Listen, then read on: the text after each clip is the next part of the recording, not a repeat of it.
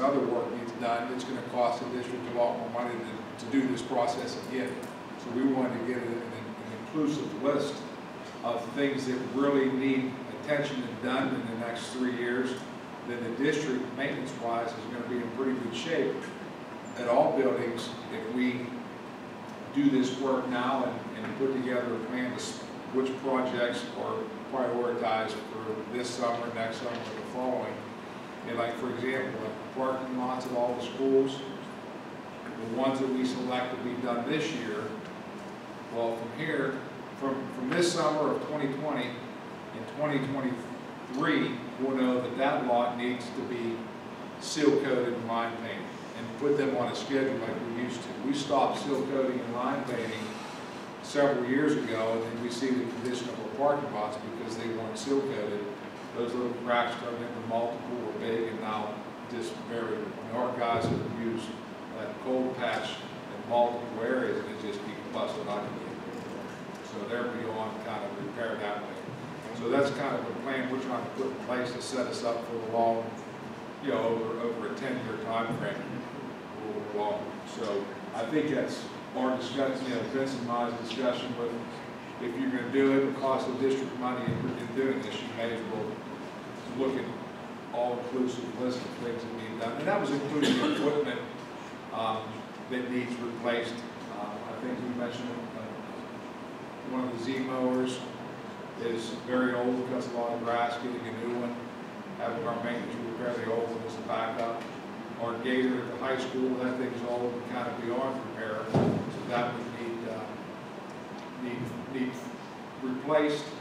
And then we talked even kind of to reduce the cost, at least at the high school, that equipment, looking at getting a salt spreader. So in the evenings you have high school activities, instead of calling the contractor out, our contractor can go out and salt the driveways and parking lots instead of having a contractor come out. So those are the kind of things we discussed with the equipment and capital projects that might help the district in the long haul save a little money. I think just to add to give you a background on our debt service and everything, right now we have about a little over 27 million outstanding in bonds, and those are set to expire in 2027. So it's 7, 8 years. Would that time frame be extended when we refinance? Correct. Yes. The second item, so I guess I can put that on the agenda for approval, and I will work on getting some closing questions from other firms. The second item on the agenda is the hosting of personal data from ProSoft. What this is what we can do is have the employees access their personal information and access their pay stubs and their pay and their sick days and everything, and see what their balance is on our district's website. Currently, we do not have that vehicle available to the employees. What we're doing right now is we're actually printing out our deposit slips. We're mailing our deposit slips. We're delivering our deposit slips to the buildings every 2 weeks. It's actually costing us about $9,400 a year to process a payroll, and I don't mean the time entering the time sheet. It's the folding of the deposit slips, the folding of the paychecks, the delivering to the offices, the other buildings, the use of the machine. So what we have is a proposal from ProSoft in the initial year to set up this web portal of $9,000 and reoccurring fees of $6,500 every year.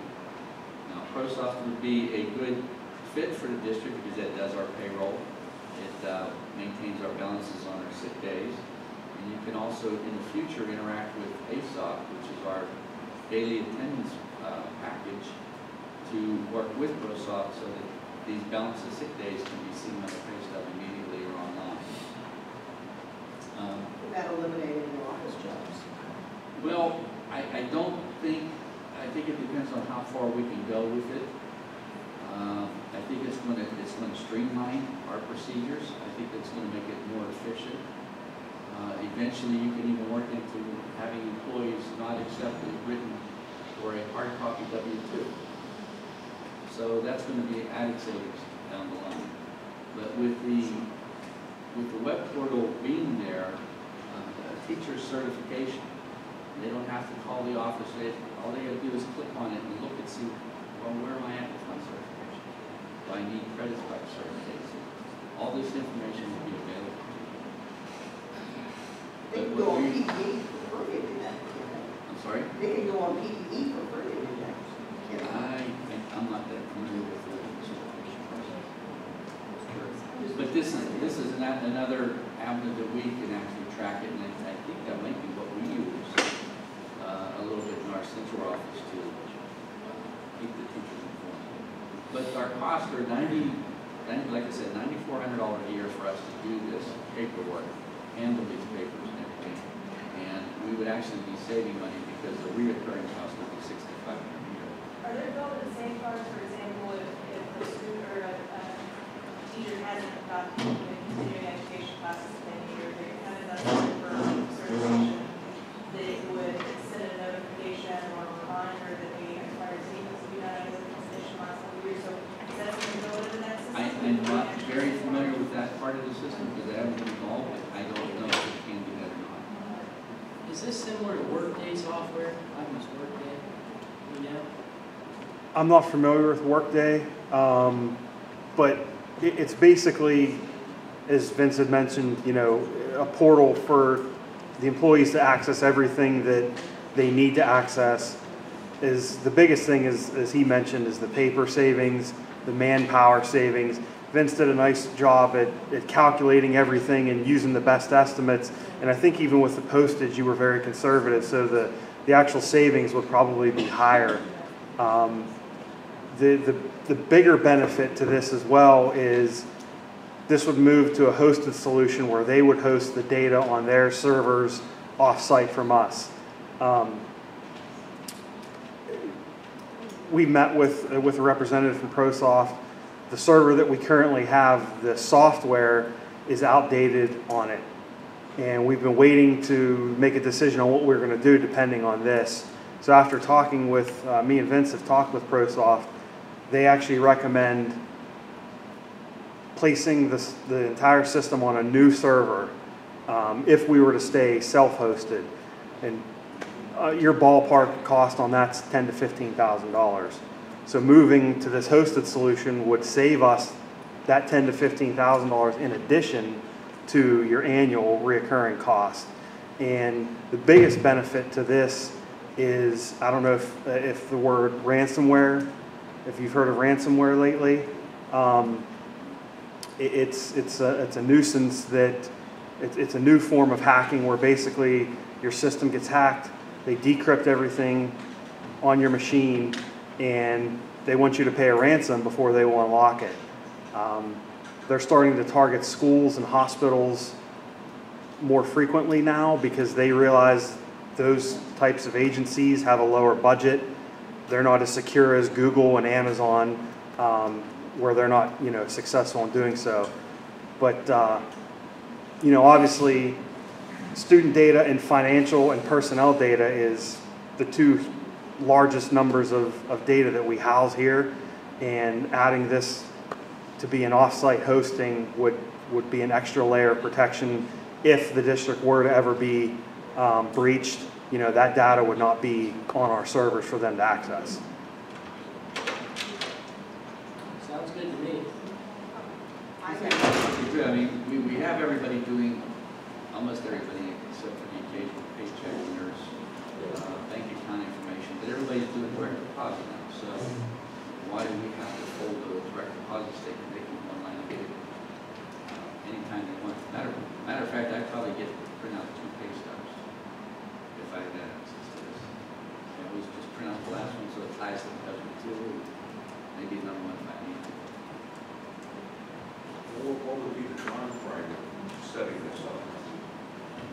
We asked them about that, and they said, assuming that, myself and Vince and Jenny and payroll, we're on task with getting everything in line with them, it would be a week or 2 at most to implement it.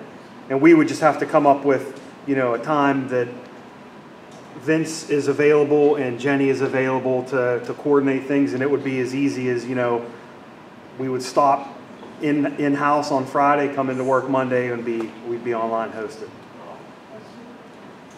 I think what we would do is probably ease the staff into it, to maybe like the balance of the year, they could have the option to try it and things like that. And then go live effective, say July 1st, and say, you know, we're not going to fix stuff. It's available to you online. Please use it. But we give it a direct cost. Yeah.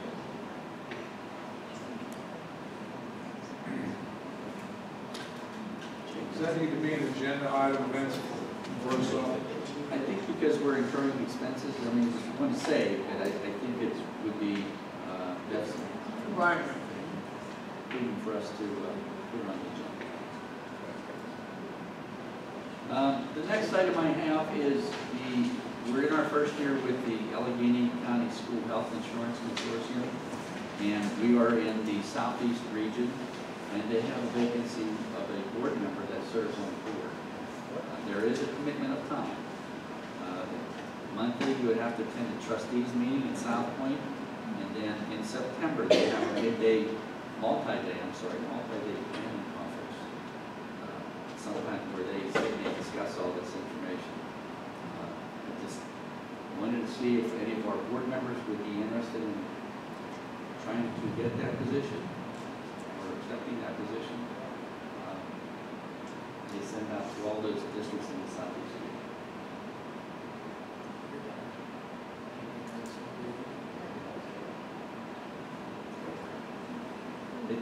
It is a commitment of time. I can say that.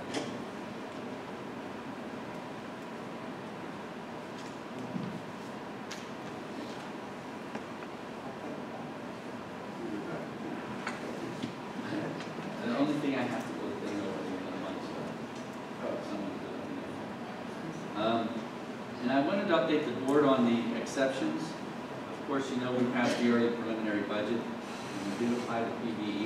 The only exception we were available to apply for was the special ed expenditures. That was the increase from 17-18 to 18-19 actual cost of special ed that we incurred during those 2 years. And our special ed exception right now is $556,467. So we applied to that. We're just waiting for PBE's approval. We're hoping all this comes through because I don't know if anybody has heard anything about the budget, but right now it looks like the governor is proposing an increase in basic education subsidy of 2 to 3%, and we're having a reduction of about $120,000. I don't think federal programs is much better. I think their reduction is even higher. So we could start our real detailed budget process, $300,000 to $400,000 all, in addition to what we thought. So I just wanted to update you with that. And that's all.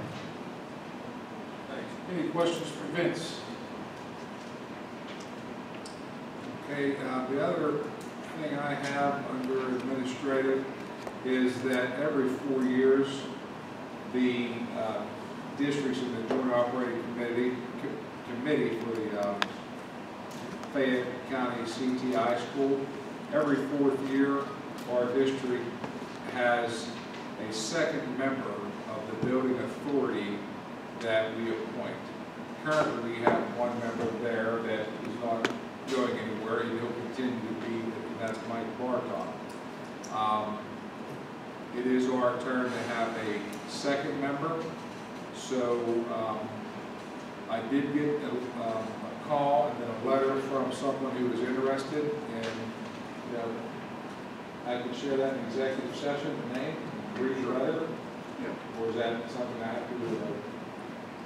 No, It's not a personnel matter. It's not directly, it's not your district personnel, so you might as well do it in the session.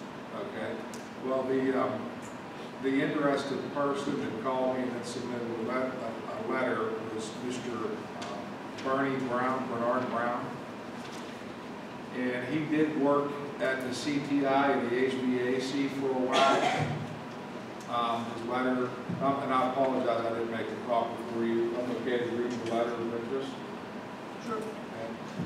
He's interested in being a member of the Building Authority for the Fayette County Career and Technical Institute.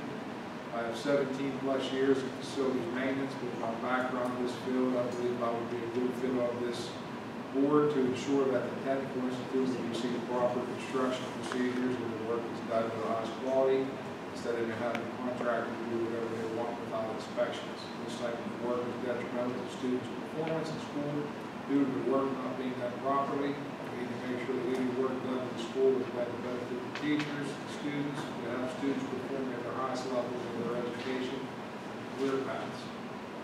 References of my skill set are available upon request for all fields such as HVAC, electrical, building maintenance skills, from over 15 years of employment with Nemacolin, as well as my private business, working for Applebee's, Chili's, Texas Roadhouse Restaurants, Equipment, as well as the Redevelopment Authority of the County of Fayette, Columbia Gas and Western Power.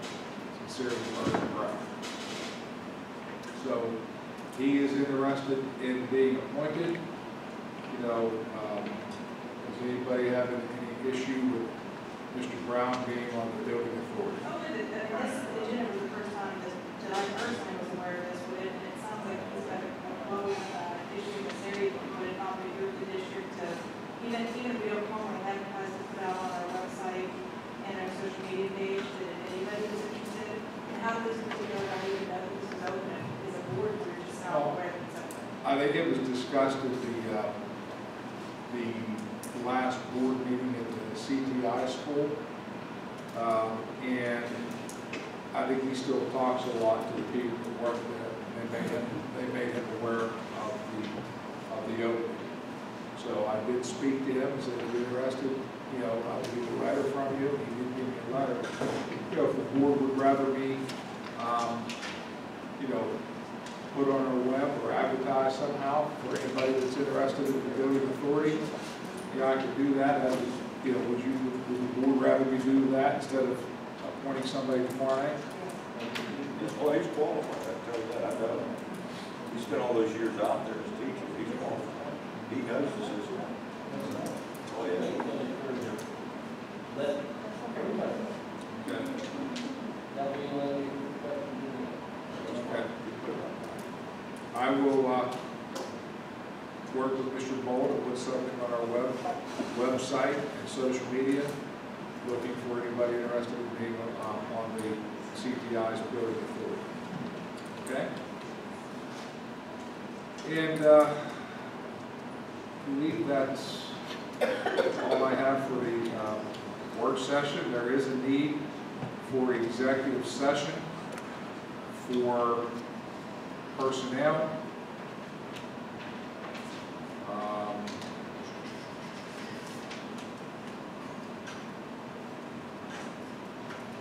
Contracts, and I believe that's it. I have an issue that I'd like to discuss with all under student confidentiality. Okay. And it's student confidentiality as well. Okay. At this time, we'll take a brief 10-minute recess, and thank you for attending the work session.